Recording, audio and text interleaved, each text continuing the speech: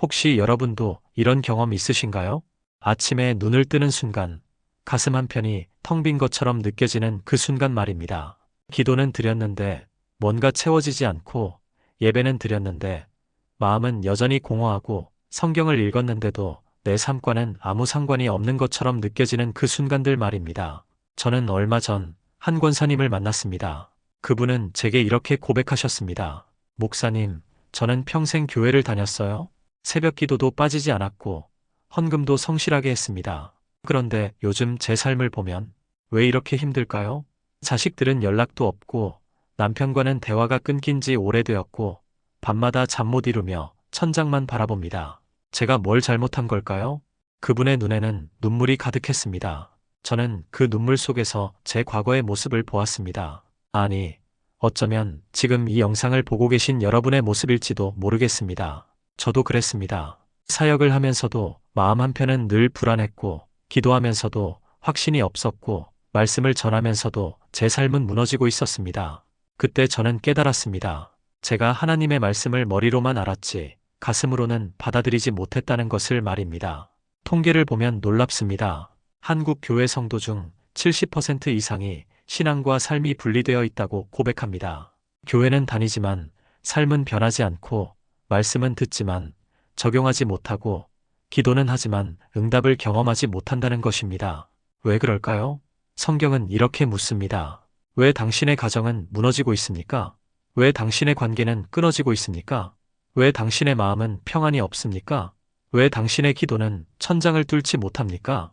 그 답을 오늘 우리는 잠언서를 통해 찾아가려고 합니다. 잠언은 단순한 격언집이 아닙니다. 이것은 하나님께서 우리에게 주신 삶의 설계도입니다. 무너진 가정을 다시 세우는 설계도, 끊어진 관계를 회복하는 설계도, 불안한 마음에 평안을 가져다주는 설계도, 의미를 잃은 삶에 새로운 목적을 부여하는 설계도입니다. 한 집사님이 제게 이런 간증을 나누셨습니다. 목사님, 저는 사업에 실패하고 빚더미에 앉았을 때 모든 것을 포기하려 했습니다. 그런데 어느 날 새벽 잠언 한 구절이 제 마음을 꿰뚫었습니다. 그 한 구절이 제 인생을 완전히 바꿔놓았습니다. 그분은 지금 빚을 모두 갚고 새로운 사업을 시작하셨습니다.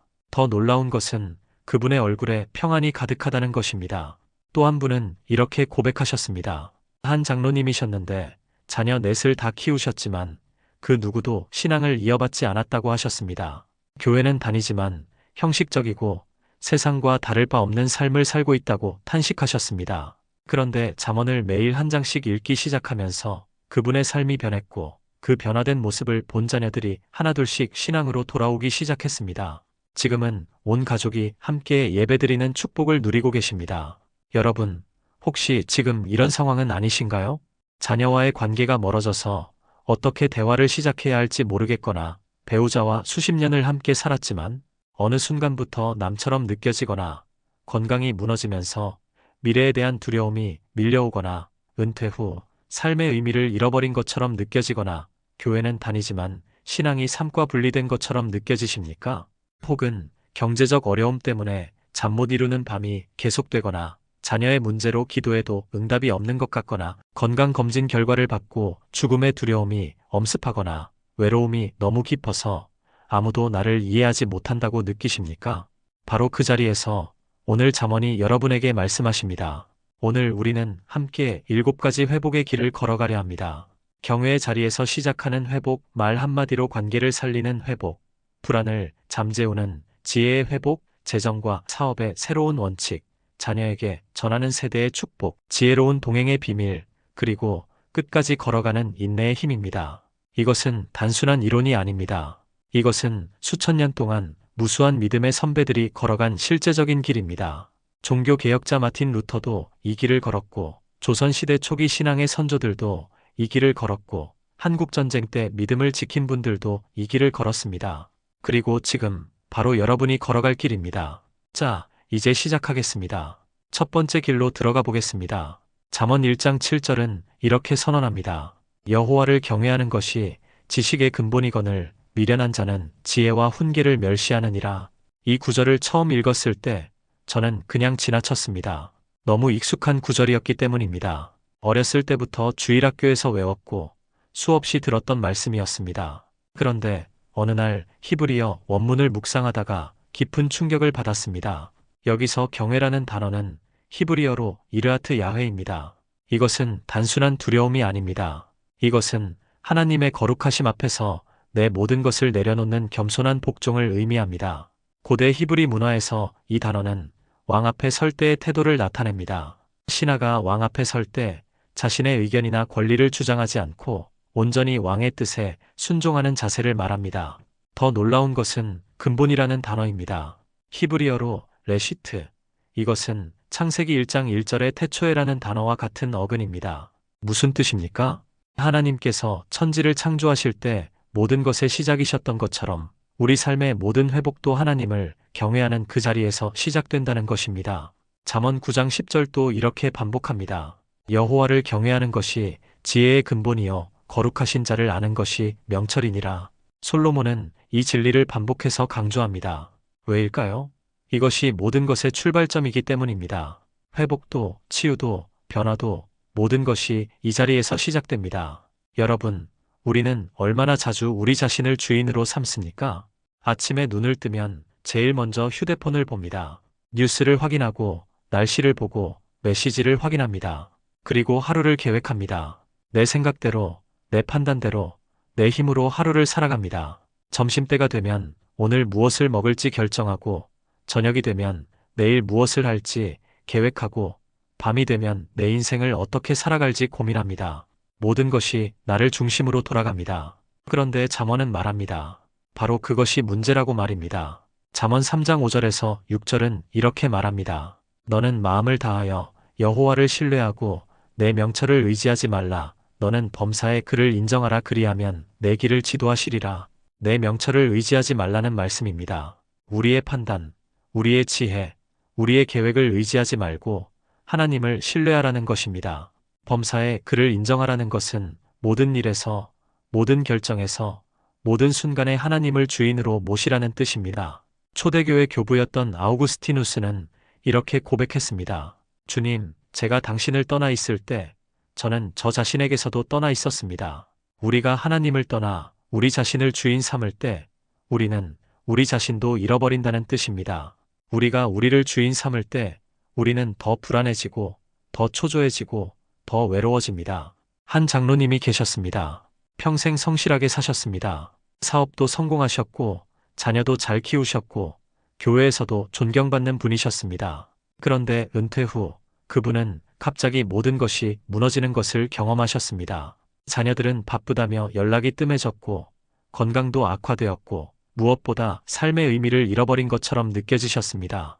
그분은 제게 이렇게 말씀하셨습니다. 목사님, 저는 평생 제 힘으로 살았습니다. 하나님께 기도는 했지만 실제로는 제 계획대로, 제 방식대로 살았습니다. 그런데 이제 제 힘이 다했을 때 저는 아무것도 아니라는 것을 깨달았습니다. 그날 밤 그분은 무릎을 꿇었습니다. 평생 처음으로 진짜 기도를 드렸다고 하셨습니다. 주님, 저는 아무것도 아닙니다.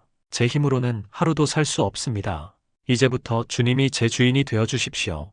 그분은 그날부터 변화되기 시작하셨습니다. 아침마다 무릎을 꿇고 이렇게 기도하셨습니다.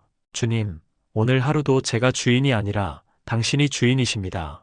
제 계획이 아니라 당신의 계획대로 인도해 주십시오. 놀라운 일이 일어났습니다. 삶의 상황은 크게 달라지지 않았습니다.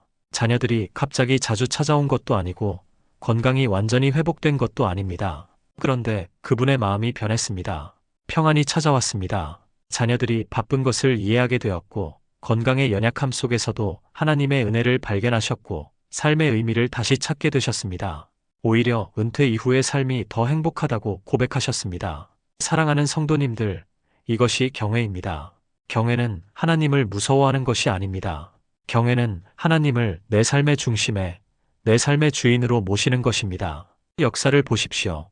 종교개혁 당시 마틴 루터가 죽음의 위협 앞에서도 흔들리지 않았던 이유가 무엇입니까? 그는 보름스 제국 의회에서 황제와 교황의 대표들 앞에 섰을 때 이렇게 외쳤습니다. 나는 여기 서 있습니다. 나는 달리할 수 없습니다. 하나님이여 나를 도우소서. 그는 하나님을 경외했기 때문입니다. 사람을 두려워하지 않고 하나님을 경외했습니다. 한국 교회사를 보십시오. 일제강점기 때 신사참배를 거부하고 순교한 주기철 목사님, 손양원 목사님, 그분들이 고문과 죽음 앞에서도 믿음을 지킬 수 있었던 이유가 무엇입니까? 하나님을 경외했기 때문입니다. 주기철 목사님은 옥중에서도 이렇게 고백하셨습니다. 나는 예수를 믿다가 옥에 갇혔으니 영광입니다. 이것이 진정한 경외의 자세입니다. 신학자 칼 바르트는 이렇게 말했습니다. 하나님을 경외한다는 것은 피조물인 우리가 창조주 하나님 앞에서 바른 자리를 찾는 것이다. 우리가 바른 자리를 찾을 때 모든 것이 바른 자리를 찾습니다. 가정도, 관계도, 건강도, 재정도, 자녀도, 미래도 모든 것이 바른 자리를 찾습니다. 그렇다면 구체적으로 어떻게 해야 합니까?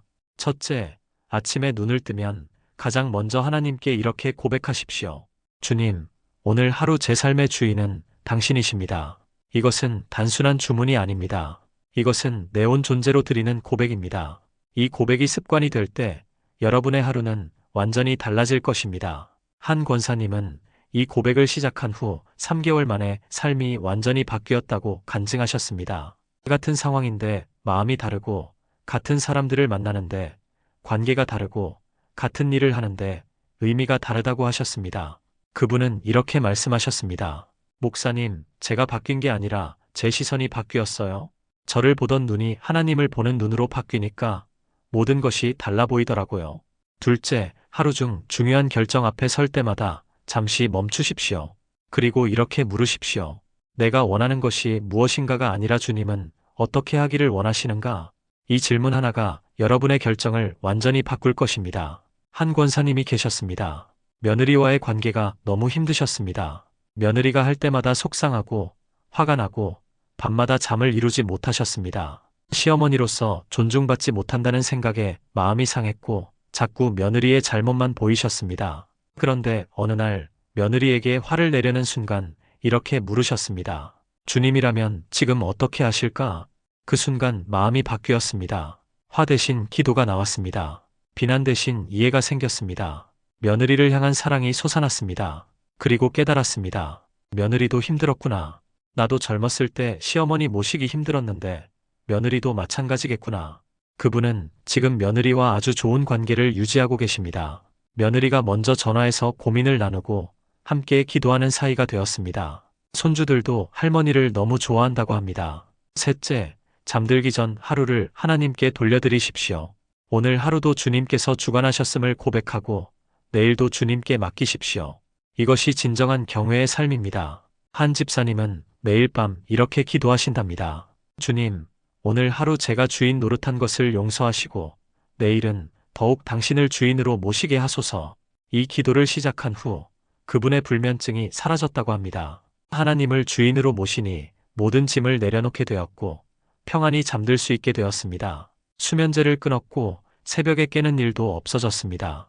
여러분, 이것이 경외의 능력입니다. 경외는 우리를 작게 만드는 것이 아닙니다.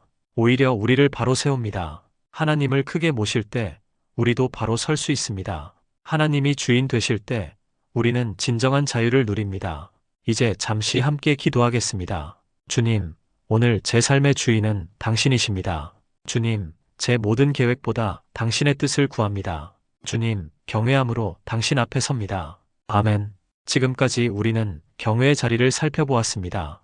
이제 두 번째 회복의 길로 들어가겠습니다. 잠언 15장 1절은 이렇게 말합니다. 유순한 대답은 분노를 쉬게 하고 과격한 말은 노를 격동하느니라. 여러분, 혹시 이런 경험 없으신가요? 아침에 작은 말다툼으로 시작한 하루가 저녁까지 무겁게 이어지는 경험 말입니다.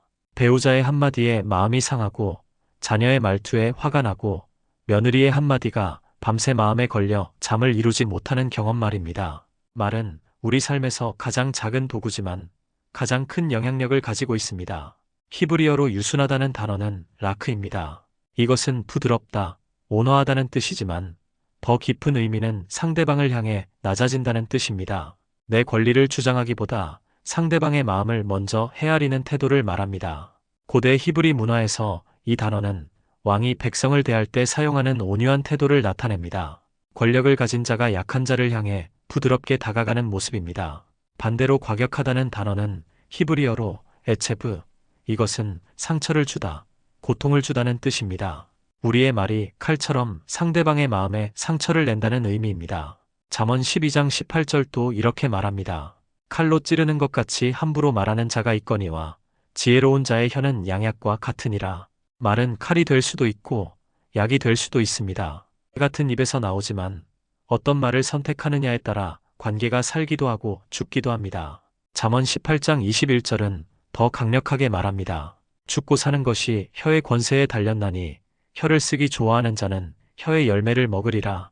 죽고 사는 것이 혀에 달렸다는 것입니다.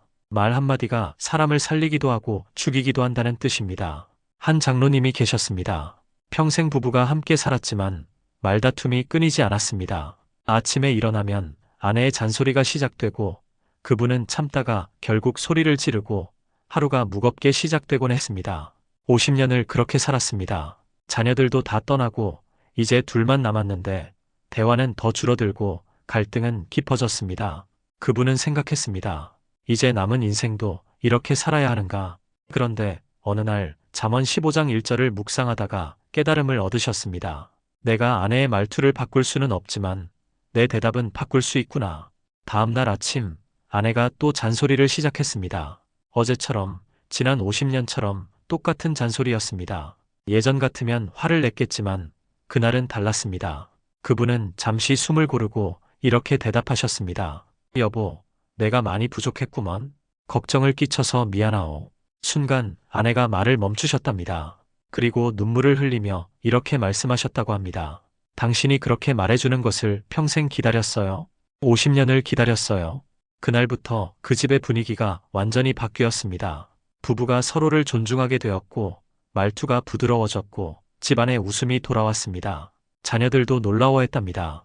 우리 부모님이 이렇게 다정할 수 있었나고 말입니다. 사랑하는 성도님들, 관계의 회복은 거창한 것에서 시작되지 않습니다. 말 한마디에서 시작됩니다. 야고보서 3장 5절에서 6절은 이렇게 말합니다. 이와 같이 혀도 작은 지체로 돼 큰 것을 자랑하도다 보라. 얼마나 작은 불이 얼마나 많은 나무를 태우는가. 혀는 곧 불이요 불의의 세계라. 작은 혀가 온몸을 움직이고 한마디 말이 평생의 관계를 좌우합니다. 역사를 보십시오. 종교개혁 당시 마틴 루터의 말 한마디가 세상을 바꾸었습니다. 여기 내가 서 있나이다. 이 짧은 고백이 유럽 전체를 뒤흔들었습니다. 한국 교회사를 보십시오. 손양원 목사님이 자신의 두 아들을 죽인 청년을 양자로 삼으며 한 말씀, 나는 당신을 용서합니다. 이 말 한마디가 얼마나 많은 사람들의 마음을 녹였습니까? 또 한 분의 간증을 나누겠습니다. 한 권사님이셨는데 아들과의 관계가 완전히 끊어진 상태였습니다. 아들은 결혼 후 연락도 하지 않았고 명절에도 집에 오지 않았습니다.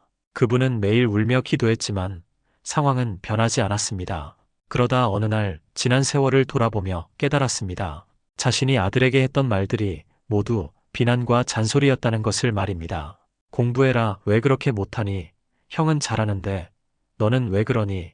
그렇게 살면 어떡하니? 사랑한다는 말은 한 번도 하지 못하고 비난만 가득했던 지난 세월이 떠올랐습니다. 그분은 용기를 내어 아들에게 편지를 썼습니다. 아들아, 엄마가 미안하다. 평생 너를 사랑한다는 말은 한 번도 못하고 비난만 했구나. 엄마가 잘못했다. 용서해다오. 엄마는 내가 그냥 있는 그대로 사랑스럽다. 3개월 후 아들이 집에 찾아왔습니다. 그리고 엄마 품에 안겨 울었답니다. 엄마, 저도 미안해요. 저도 엄마를 사랑해요. 그날 이후 모든 것이 회복되었습니다. 여러분, 지금 누구와의 관계가 끊어져 있습니까? 혹시 그 관계가 말 때문에 무너진 것은 아닙니까? 잠언 25장 11절은 이렇게 말합니다.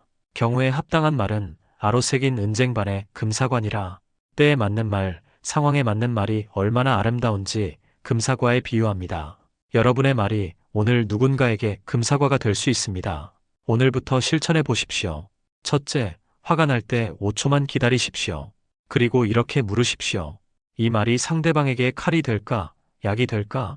한 집사님은 이 원칙을 지키기 위해 화가 날 때마다 손가락으로 5을 세신답니다. 하나, 둘, 셋, 넷, 5.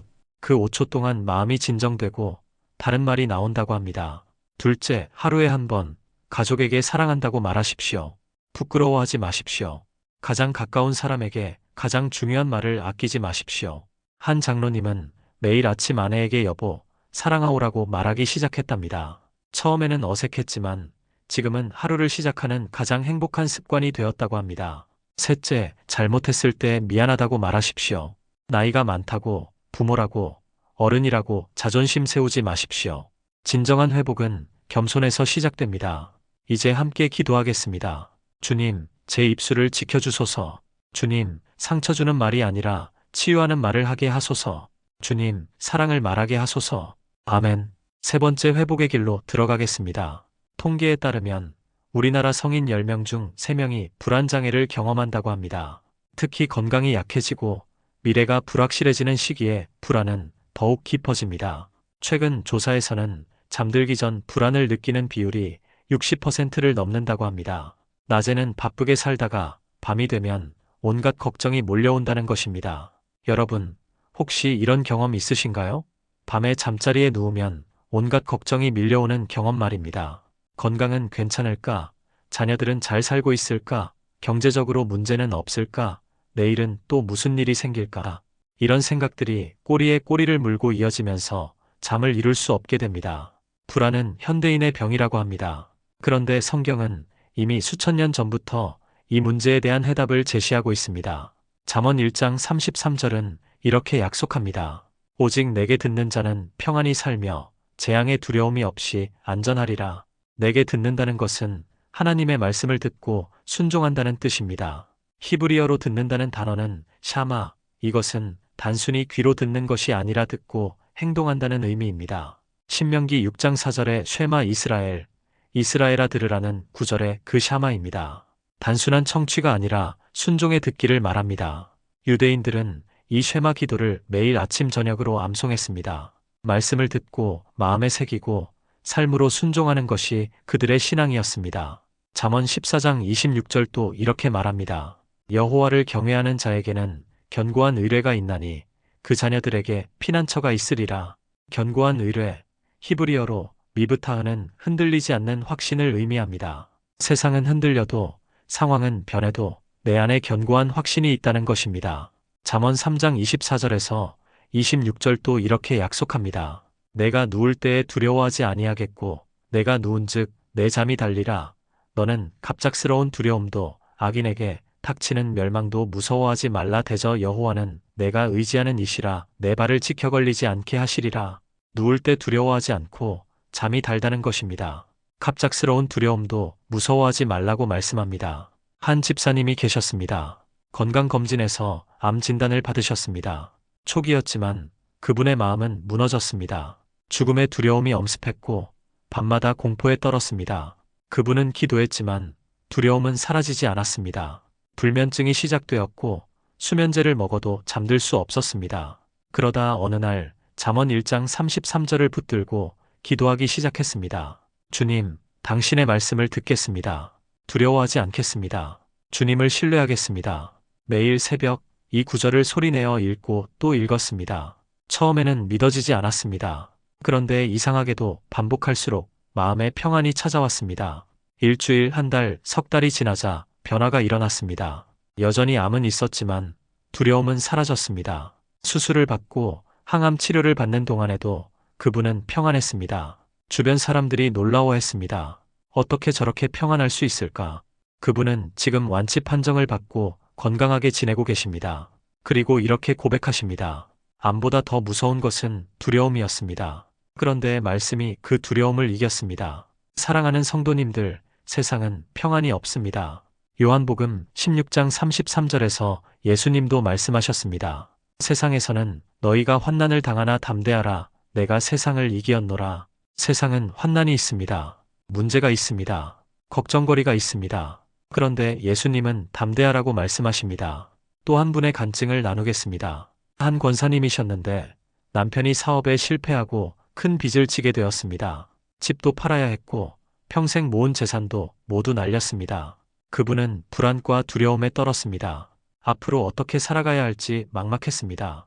친구들을 만나는 것도 부끄러웠고 교회 나가는 것도 창피했습니다. 밤마다 눈물로 베개를 적셨습니다.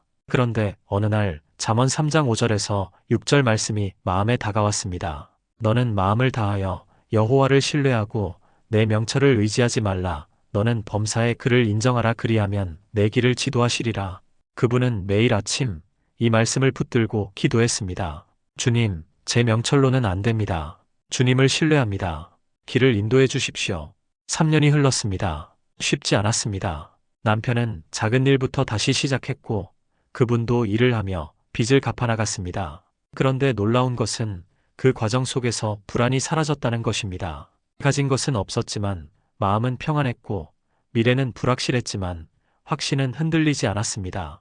그분은 지금 빚을 다 갚고 작지만 행복한 삶을 살고 계십니다. 그분은 이렇게 고백합니다. 그때 모든 것을 잃었지만 하나님을 얻었습니다. 그것이 가장 큰 축복이었습니다. 여러분, 지금 무엇이 여러분을 불안하게 합니까? 건강입니까? 경제입니까? 자녀입니까? 미래입니까? 빌립보서 4장 6절에서 7절은 이렇게 말합니다. 아무것도 염려하지 말고 다만 모든 일에 기도와 간구로 너희 구할 것을 감사함으로 하나님께 아뢰라. 그리하면 모든 지각에 뛰어난 하나님의 평강이 그리스도 예수 안에서 너희 마음과 생각을 지키시리라. 염려하지 말라고 하십니다. 대신 기도하라고 하십니다. 그러면 평강이 우리 마음을 지킨다고 약속하십니다. 16세기 종교개혁자 마틴 루터도 극심한 불안에 시달렸습니다. 죽음의 위협, 교회의 박해, 미래의 불확실함. 그런 그가 불안을 이긴 비결은 무엇이었습니까? 바로 말씀이었습니다. 그는 시편과 잠언을 암송하며 불안을 이겼습니다. 오늘부터 실천해 보십시오. 첫째, 잠들기 전 잠언 한 구절을 소리내어 읽으십시오. 말씀이 마음에 새겨지면 두려움이 물러갑니다. 한 권사님은 잠언 3장 24절 내가 누울 때에 두려워하지 아니하겠고 내가 누운즉 내 잠이 달리라를 매일 밤 암송하신답니다. 그랬더니 10년 된 불면증이 사라졌다고 합니다. 둘째, 불안이 밀려올 때 여호와를 경외하는 자에게는 견고한 의뢰가 있다는 잠언 14장 26절을 3번 반복하십시오. 말씀의 반복이 믿음을 강하게 합니다. 셋째, 하루에 3가지씩 감사 제목을 찾으십시오. 감사는 불안을 이기는 가장 강력한 무기입니다. 한 장로님은 매일 밤 감사 노트에 3가지씩 적기 시작했답니다. 처음에는 감사할 것을 찾기 어려웠습니다. 그런데 계속하다 보니 세상이 달라 보이기 시작했습니다. 불안 대신 감사가, 걱정 대신 평안이 마음을 채우기 시작했습니다. 1년 후 그 노트를 보며 깨달았답니다. 내가 걱정했던 것들 중 90%는 일어나지 않았고 일어난 10%도 하나님께서 다 해결해 주셨다고 말입니다. 이제 함께 기도하겠습니다. 주님, 제 불안을 가져가 주소서. 주님, 말씀으로 제 마음을 채워주소서. 주님, 평안을 주소서. 아멘. 네 번째 회복의 길로 들어가겠습니다. 여러분, 혹시 이런 고민하고 계신가요? 은퇴 후 경제적 불안이 밀려오고 저축한 돈이 점점 줄어들고 자녀들에게 짐이 될까봐 두려우신가요? 혹은 작은 사업이라도 시작하고 싶은데 실패할까봐 망설여지시나요? 최근 통계를 보면 은퇴자 10명 중 7명이 경제적 어려움을 겪는다고 합니다. 국민연금만으로는 부족하고 저축은 빠르게 줄어들고 건강이 나빠지면서 의료비는 늘어납니다. 이것이 우리의 현실입니다. 잠언은 재정과 사업에 대해서도 명확한 원칙을 제시합니다. 잠언 3장 9절에서 10절은 이렇게 말합니다. 내 재물과 내 소산물의 처음 익은 열매로 여호와를 공경하라. 그리하면 내 창고가 가득히 차고 내 포도즙 틀에 새 포도즙이 넘치리라. 처음 익은 열매로 하나님을 공경하라는 것입니다. 히브리어로 처음 익은 열매는 레시트, 앞에서 말씀드린 그 레시트입니다. 창세기 1장 1절의 태초, 잠언 1장 7절의 근본과 같은 단어입니다. 무슨 뜻입니까? 재정의 시작도, 사업의 시작도, 모든 것의 시작에 하나님을 먼저 두라는 것입니다. 고대 이스라엘에서 첫 열매를 드린다는 것은 단순한 헌금이 아니었습니다. 이것은 모든 것이 하나님으로부터 왔다는 고백이었고 나머지도 하나님께 속했다는 신앙 고백이었습니다. 농부는 첫 이삭을 베어 성전에 가져갔고 목자는 첫 새끼를 하나님께 드렸습니다. 왜 첫 것을 드렸을까요? 그것이 가장 좋기 때문입니다. 가장 좋은 것을 하나님께 드림으로 모든 것의 주인이 하나님이심을 고백한 것입니다. 잠언 22장 4절도 이렇게 말합니다. 겸손과 여호와를 경외함의 보상은 재물과 영광과 생명이니라. 겸손과 경외가 재물의 근원이라는 것입니다. 세상은 더 많이 벌고 더 많이 모으고 더 많이 투자하라고 말합니다. 그런데 잠언은 겸손하고 하나님을 경외하라고 말합니다. 잠언 10장 22절은 더 명확하게 말합니다. 여호와께서 복을 주심으로 사람이 부하게 되나니 근심을 겸하여 주지 아니하시느니라. 하나님께서 주시는 분은 근심이 없다는 것입니다. 세상이 주는 분은 근심과 함께 오지만 하나님이 주시는 분은 평안과 함께 온다는 것입니다. 한 장로님이 계셨습니다. 은퇴 후 작은 사업을 시작하셨습니다. 처음에는 잘 되는 것 같았습니다. 그런데 욕심이 생겼습니다. 더 크게, 더 빨리 벌고 싶었습니다. 그분은 큰 돈을 빌려서 사업을 확장했습니다. 친구들에게도 손을 벌렸고 자녀들의 결혼 자금까지 사업에 쏟아부었습니다. 그런데 사업이 기울기 시작했습니다. 빚이 눈덩이처럼 불어났고 결국 모든 것을 잃었습니다. 집도 팔았고 자녀들에게까지 손을 벌려야 했습니다. 그분은 말씀하셨습니다. 그때 제가 하나님보다 돈을 더 사랑했습니다. 욕심이 저를 망쳤습니다. 11조도 아까워서 안 드렸고 주일도 사업 때문에 거르기 시작했습니다. 그분은 무릎을 꿇었습니다. 그리고 잠언 3장 9절을 붙들고 기도하기 시작했습니다. 주님, 이제부터 제 재물의 첫 열매를 주님께 드리겠습니다. 많든 적든 먼저 주님께 드리겠습니다. 다시 작은 일부터 시작했습니다. 이번에는 달랐습니다. 벌어들인 수입 중 가장 먼저 11조를 떼어 놓았습니다. 적을 때는 정말 아까웠습니다. 한 달 수입이 30만 원인데 3만 원을 드리는 것이 쉽지 않았습니다. 그런데 신기하게도 나머지 27만 원으로 생활하는데 부족함이 없었습니다. 3년이 지났습니다. 빚을 다 갚았습니다. 5년이 지났습니다. 작지만 안정적인 사업체를 운영하게 되었습니다. 10년이 지난 지금 그분은 이렇게 고백합니다. 예전보다 수입은 적지만 마음은 더 부유합니다. 하나님을 첫째로 모시니 모든 것이 넉넉합니다. 사랑하는 성도님들, 재정의 회복은 더 많이 버는 데 있지 않습니다. 하나님을 첫째로 모시는 데 있습니다. 잠언 16장 8절은 이렇게 말합니다. 적은 소득이 공의를 겸하면 많은 소득이 불의를 겸한 것보다 나으니라. 적어도 정직하게, 적어도 공의롭게 벌어들인 것이 많아도 불의하게 번 것보다 낫다는 것입니다. 또 한 분의 간증을 나누겠습니다. 한 권사님이셨는데 남편이 운영하던 작은 가게가 있었습니다. 주변에 대형마트가 들어서면서 손님이 줄어들었습니다. 수입이 점점 줄었고 가게 문을 닫아야 하나 고민했습니다. 주변 가게들은 원산지를 속이고 유통기한을 조작하고 손님을 속여서라도 팔았습니다. 그래야 살아남을 수 있다고 말했습니다. 그런데 그분 부부는 한 가지 원칙을 지켰습니다. 절대 거짓말하지 않기, 절대 바가지 씌우지 않기, 약속은 반드시 지키기. 손해를 보더라도 이 원칙만은 지켰습니다. 어느 날 한 손님이 물건값을 더 주고 갔습니다. 바쁘게 계산하다가 실수로 10,000원을 더 받은 것입니다. 그분은 뛰어가서 돌려드렸습니다. 그 손님이 감동을 받아 주변 사람들에게 이야기했고 소문이 퍼졌습니다. 정직한 가게, 믿을 수 있는 가게라고 말입니다. 지금은 단골 손님이 늘어났고 가게는 안정적으로 운영되고 있습니다. 큰 수입은 아니지만 하나님께서 책임져 주신다고 고백합니다. 잠언 11장 1절은 말합니다. 속이는 저울은 여호와께서 미워하시나 공평한 추는 그가 기뻐하시느니라. 정직이 결국 복을 가져온다는 것입니다. 초대교회를 보십시오. 사도행전 2장에서 초대 성도들은 소유를 팔아 필요한 사람들에게 나누어 주었습니다. 그때 주께서 구원받는 사람을 날마다 더하게 하셨습니다. 나눔과 정직이 교회 성장의 비결이었습니다. 여러분, 지금 경제적으로 어려우신가요? 사업이 힘드신가요? 미래가 불안하신가요? 오늘부터 실천해 보십시오. 첫째, 수입 중 첫 열매를 하나님께 드리십시오. 많든 적든 먼저 하나님의 것을 구별하십시오. 한 집사님은 수입이 거의 없을 때도 첫 열매를 드렸답니다. 한 달에 10만 원 벌었을 때도 1만 원을 드렸고 5만 원 벌었을 때도 5천 원을 드렸습니다. 그랬더니 하나님께서 책임져 주셨다고 합니다. 둘째, 작은 거래라도 정직하십시오. 속이지 마시고 바가지 씌우지 마시고 약속을 지키십시오. 셋째, 욕심을 경계하십시오. 빨리 부자 되려는 마음, 한 번에 크게 벌려는 마음을 내려놓으십시오. 잠언 28장 20절은 말합니다. 충성된 자는 복이 많아도 속히 부하고자 하는 자는 형벌을 면하지 못하리라. 충성과 인내가 결국 복을 가져옵니다. 하나님의 때를 기다리는 것이 지혜입니다. 이제 함께 기도하겠습니다. 주님, 제 재물의 주인은 당신이십니다. 주님, 정직하게 살게 하소서. 주님, 욕심을 내려놓게 하소서. 아멘. 5번째 회복의 길로 들어가겠습니다. 여러분, 혹시 이런 고민하고 계신가요?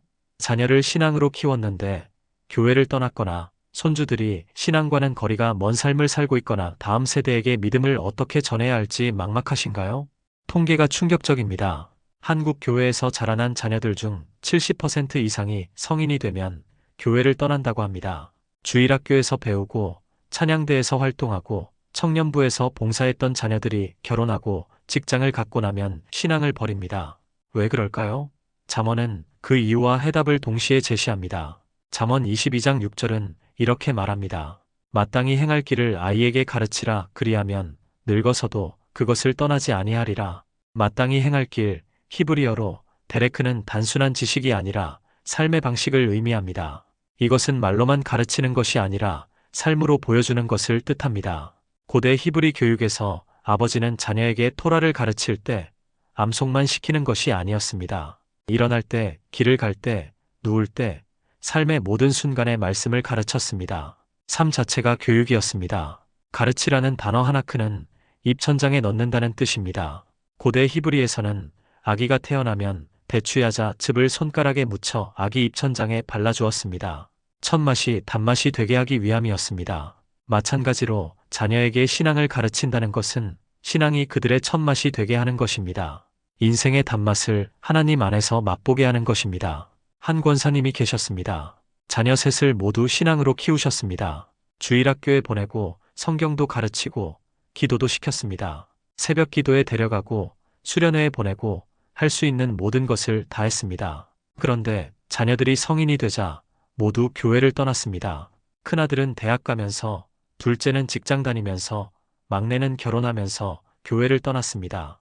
그분은 무릎을 꿇고 울며 기도했습니다. 주님, 제가 뭘 잘못했습니까? 그러다 깨달았습니다. 자신은 자녀들에게 신앙을 가르쳤지만 신앙으로 살지는 않았다는 것을 말입니다. 교회에서는 기도했지만 집에서는 화를 냈습니다. 말로는 용서를 가르쳤지만 삶으로는 원망을 보여주었습니다. 말로는 사랑을 가르쳤지만 삶으로는 판단을 보여주었습니다. 말로는 이웃 사랑을 가르쳤지만 삶으로는 이웃을 비난했습니다. 그분은 회개했습니다. 그리고 변화되기 시작했습니다. 자녀들에게 억지로 교회 가라고 하지 않았습니다. 대신 자신이 먼저 변했습니다. 아침마다 말씀을 읽고 기도하고 감사하며 사는 모습을 보여주었습니다.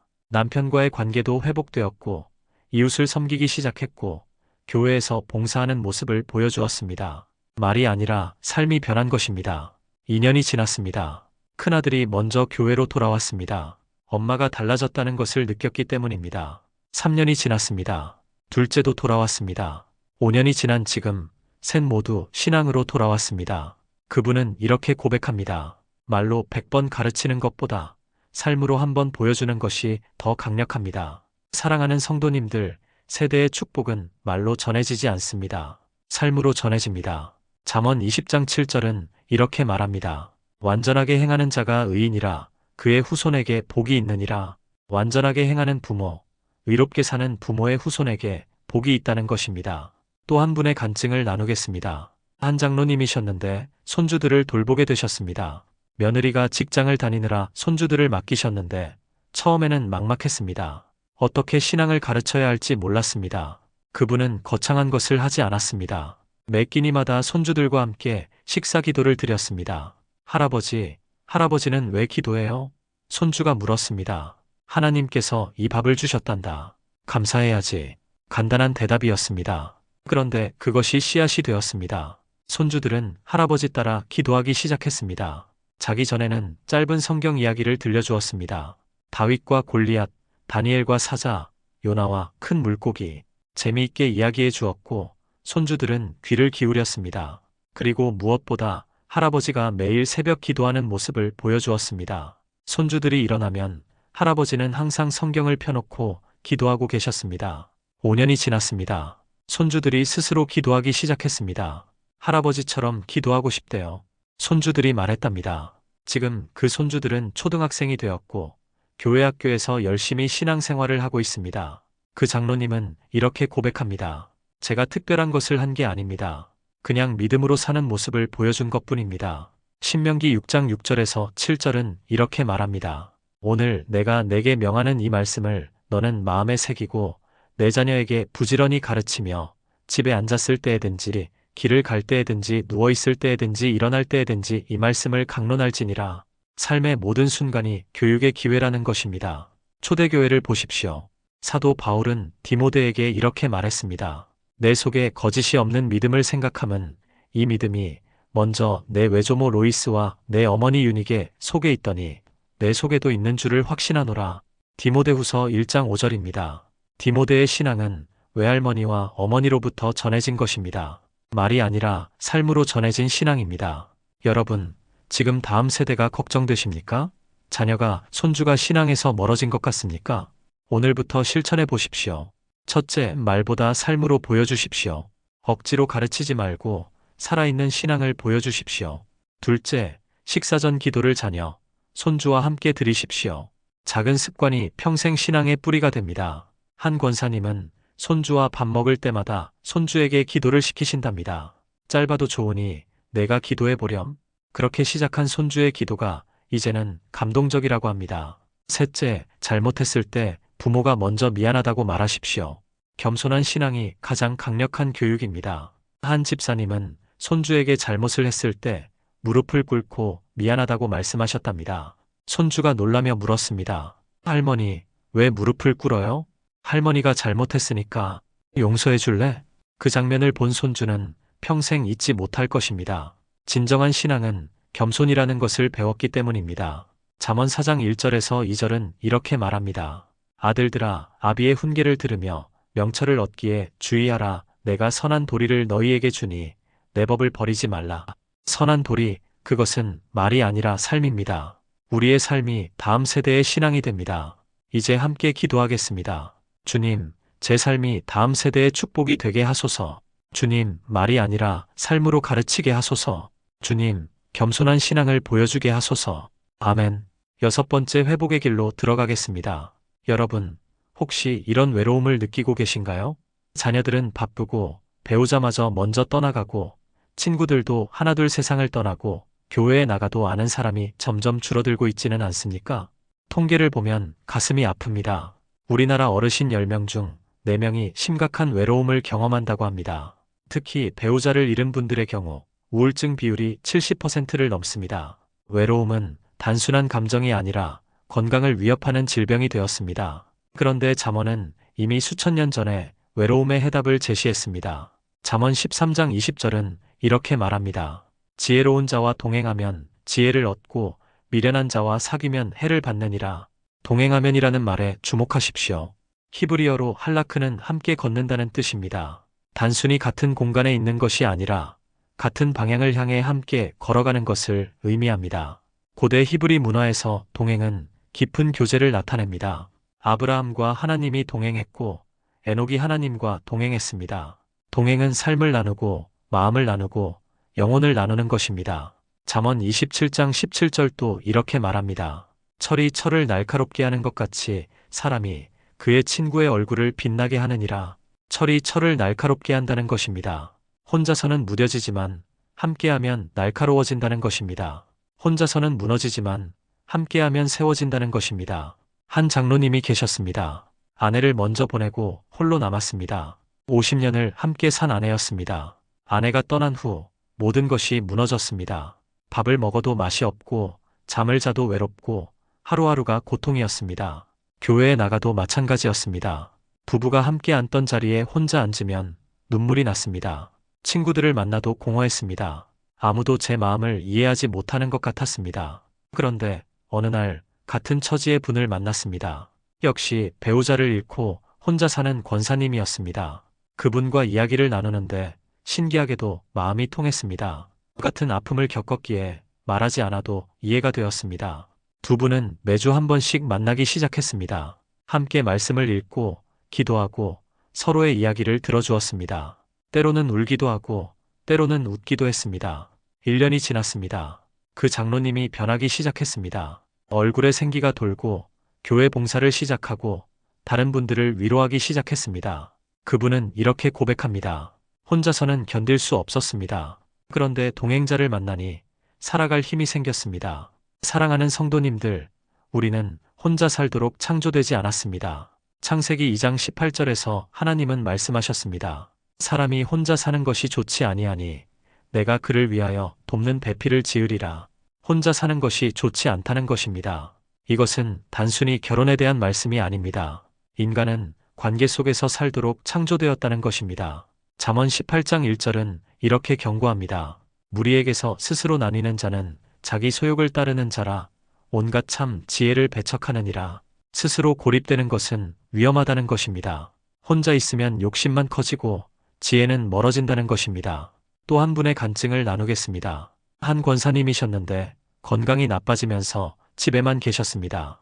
교회도 못 나가고 친구들도 못 만나고 점점 우울해졌습니다. 그러다 한 집사님이 찾아왔습니다. 그냥 심심해서 왔어요.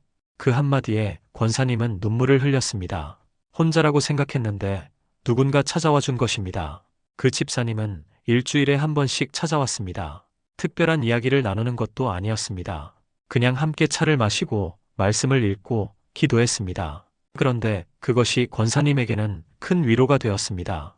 지금 그 권사님은 건강이 회복되어 다시 교회에 나오십니다. 그리고 이제는 자신이 다른 분들을 찾아다니십니다. 혼자 계신 분들을 방문하고 함께 기도하고 동행자가 되어주십니다. 그분은 이렇게 말씀하십니다. 제가 받은 위로를 이제 나누고 싶어요. 혼자 계신 분들에게 동행자가 되고 싶어요. 초대교회를 보십시오. 사도행전 2장 42절에서 46절은 이렇게 말합니다. 그들이 사도의 가르침을 받아 서로 교제하고 떡을 떼며 오로지 기도하기를 힘쓰니라. 날마다 마음을 같이하여 성전에 모이기를 힘쓰고. 초대교회 성도들은 날마다 함께 모였습니다. 함께 먹고 함께 기도하고 함께 살았습니다. 그것이 핍박 속에서도 교회를 지킨 힘이었습니다. 종교개혁 시대를 보십시오. 마틴 루터에게는 멜라니톤이 있었고 존 칼빈에게는 기욤 파렐이 있었습니다. 위대한 신앙의 선배들도 혼자가 아니었습니다. 동행자가 있었습니다. 여러분, 지금 혼자라고 느끼십니까? 외롭습니까? 누구도 내 마음을 이해하지 못한다고 생각하십니까? 오늘부터 실천해 보십시오. 첫째, 매주 최소 한 번 믿음의 동행자를 만나십시오. 교회 지체 중 한 분과 차를 마시고 말씀을 나누고 기도하십시오. 한 장로님은 매주 수요일 오전 같은 처지의 분들과 모임을 만드셨답니다. 커피 한 잔과 말씀 한 구절로 시작하는 모임인데 이제는 10명이 넘게 모인다고 합니다. 둘째, 대화 중에 세상 이야기보다 말씀 이야기를 나누십시오. 뉴스나 건강 이야기만 하지 말고 오늘 읽은 말씀 한 구절을 나누십시오. 셋째, 혼자 계신 분을 찾아가십시오. 여러분도 외로우면 다른 분도 외롭습니다. 먼저 찾아가는 사람이 되십시오. 한 권사님은 매주 금요일 혼자 사시는 분 2분을 방문하신답니다. 특별한 것을 하지 않습니다. 그냥 함께 앉아 이야기 나누고 기도하고 옵니다. 그런데 그분들이 너무 좋아하신답니다. 이제 함께 기도하겠습니다. 주님, 제게 동행자를 보내주소서. 주님, 저도 누군가의 동행자가 되게 하소서. 주님, 함께 걷게 하소서. 아멘. 마지막 7번째 회복의 길로 들어가겠습니다. 여러분, 혹시 이런 생각하신 적 있으신가요? 기도했는데 응답이 없고 말씀을 붙들었는데 변화가 없고 믿음으로 살려고 했는데 오히려 더 힘들어지는 것 같고 그래서 이렇게 묻게 됩니다. 언제까지 기다려야 합니까? 잠언 24장 10절은 이렇게 말합니다. 내가 환난 날에 낙담하면 내 힘이 미약함을 보임이니라. 환난 날에 낙담하지 말라는 것입니다. 히브리어로 환난은 차라, 좁은 곳, 압박받는 상황을 의미합니다. 숨이 막힐 것 같은 그런 상황 말입니다. 낙담한다는 단어 라파는 손을 놓는다, 포기한다는 뜻입니다. 환난 속에서 손을 놓으면 그것이 힘이 없다는 증거라는 것입니다. 잠언 24장 16절은 이렇게 약속합니다. 대저 의인은 7번 넘어질지라도 다시 일어나려니와 악인은 재앙으로 말미암아 엎드러지느니라. 7번 넘어져도 다시 일어난다는 것입니다. 여기서 7은 완전수입니다. 완전히 넘어져도 끝까지 무너져도 의인은 다시 일어난다는 것입니다. 한 집사님이 계셨습니다. 암 진단을 받고 수술을 했습니다. 성공적이라고 했습니다. 그런데 1년 만에 재발했습니다. 다시 수술하고 항암 치료를 받았습니다. 또 나았다고 했습니다. 그런데 2년 만에 또 재발했습니다. 그분은 무릎을 꿇고 울었습니다. 주님, 왜입니까? 제가 뭘 잘못했습니까? 믿음으로 살려고 애썼는데 왜 이런 고통을 주십니까? 그런데 그때 잠언 24장 10절이 마음에 다가왔습니다. 환난 날에 낙담하면 내 힘이 미약함을 보임이니라. 그분은 깨달았습니다. 낙담하는 것이 믿음 없음이구나. 환난 속에서도 하나님을 신뢰하는 것이 진짜 믿음이구나. 그분은 다시 일어났습니다. 세 번째 항암 치료를 받으면서도 찬양했습니다. 머리가 다 빠지고 몸이 쇠약해져도 감사했습니다. 주변 사람들이 이해하지 못했습니다. 어떻게 저렇게 평안할 수 있을까? 지금 그분은 완치 판정을 받고 건강하게 지내고 계십니다. 그리고 암 환자들을 찾아다니며 위로하고 계십니다. 그분은 이렇게 고백합니다. 3번 넘어졌지만 3번 다 하나님께서 일으켜 주셨습니다. 넘어지는 것이 문제가 아니라 낙담하는 것이 문제였습니다. 사랑하는 성도님들, 인내는 단순히 참는 것이 아닙니다. 인내는 하나님을 신뢰하며 기다리는 것입니다. 시편 37편 7절은 이렇게 말합니다. 여호와 앞에 잠잠하고 참고 기다리라. 자기 길이 형통하며 악한 꾀를 이루는 자 때문에 불평하지 말지어다. 잠잠하고 참고 기다리라는 것입니다. 히브리어로 잠잠하다는 단어담은 침묵하다는 뜻이 아니라 평안히 쉬다는 뜻입니다. 조급해하지 않고 하나님의 때를 평안히 기다리는 것입니다. 또 한 분의 간증을 나누겠습니다. 한 권사님이셨는데 아들이 방황했습니다. 대학을 중퇴하고 직장도 그만두고 집을 나가 연락이 끊겼습니다. 그분은 10년을 기도했습니다. 매일 새벽마다 무릎 꿇고 기도했습니다. 주님, 제 아들을 돌려주십시오. 그런데 10년이 지나도 아무 소식이 없었습니다. 주변 사람들이 말했습니다. 이제 포기하세요. 그만 놓아주세요. 그런데 그분은 포기하지 않았습니다. 잠언 24장 16절을 붙들고 기도했습니다. 7번 넘어져도 다시 일어난다고 하셨으니 저도 포기하지 않겠습니다. 12년째 되던 해 아들이 돌아왔습니다. 초라한 모습이었지만 돌아왔습니다. 엄마 용서해 주세요. 그 한마디에 그분은 아들을 끌어안고 울었습니다. 지금 그 아들은 신앙을 회복하고 교회에서 봉사하고 있습니다. 그 권사님은 이렇게 고백합니다. 12년은 길었습니다. 그런데 하나님의 때는 정확했습니다. 하루도 이르지 않고 하루도 늦지 않았습니다.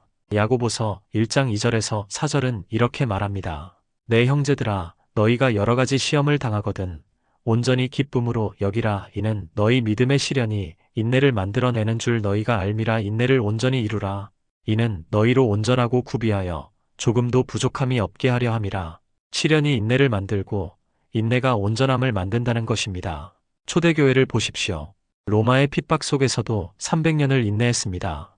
콜로세움에서 사자 밥이 되어도 십자가에 거꾸로 매달려도 믿음을 지켰습니다. 그 인내가 결국 로마를 그리스도교 국가로 만들었습니다. 한국 교회를 보십시오. 일제강점기 36년 6.25 전쟁, 군사독재 시대, 얼마나 많은 핍박과 고난이 있었습니까? 그런데 인내했습니다. 그 인내가 오늘날 한국 교회를 세계 선교의 중심으로 만들었습니다. 여러분, 지금 무엇을 기다리고 계십니까? 건강의 회복입니까? 자녀의 변화입니까? 경제적 안정입니까? 마음의 평안입니까? 오늘부터 실천해 보십시오. 첫째, 하루 한 장 잠언을 읽고 날짜를 달력에 체크하십시오. 작은 습관이 큰 인내를 만듭니다. 한 장로님은 잠언 31장을 매달 읽으신답니다. 한 달이 31일이니 매일 그날 장을 읽으십니다. 10년째 하고 계신데 읽을 때마다 새롭다고 합니다. 둘째, 답답할 때 하나님의 시간은 다르다고 소리내어 고백하십시오. 내 시간이 아니라 하나님의 시간을 기다리십시오. 셋째, 감사 제목을 찾으십시오. 아직 응답받지 못한 것이 아니라 이미 받은 것에 감사하십시오. 한 권사님은 매일 밤 3가지 감사를 적으신답니다. 아들이 아직 돌아오지 않았지만 오늘도 숨쉬게 하심에 감사, 기도할 힘 주심에 감사, 내일을 주심에 감사. 그렇게 감사하다 보니 인내할 힘이 생긴답니다. 히브리서 10장 36절은 이렇게 말합니다. 너희에게 인내가 필요함은 너희가 하나님의 뜻을 행한 후에 약속하신 것을 받기 위함이라. 인내가 필요한 이유는 약속을 받기 위함입니다. 하나님의 약속은 반드시 이루어집니다. 우리에게 필요한 것은 인내입니다. 이제 함께 기도하겠습니다. 주님, 인내할 힘을 주소서. 주님, 낙담하지 않게 하소서. 주님, 끝까지 붙들게 하소서. 아멘.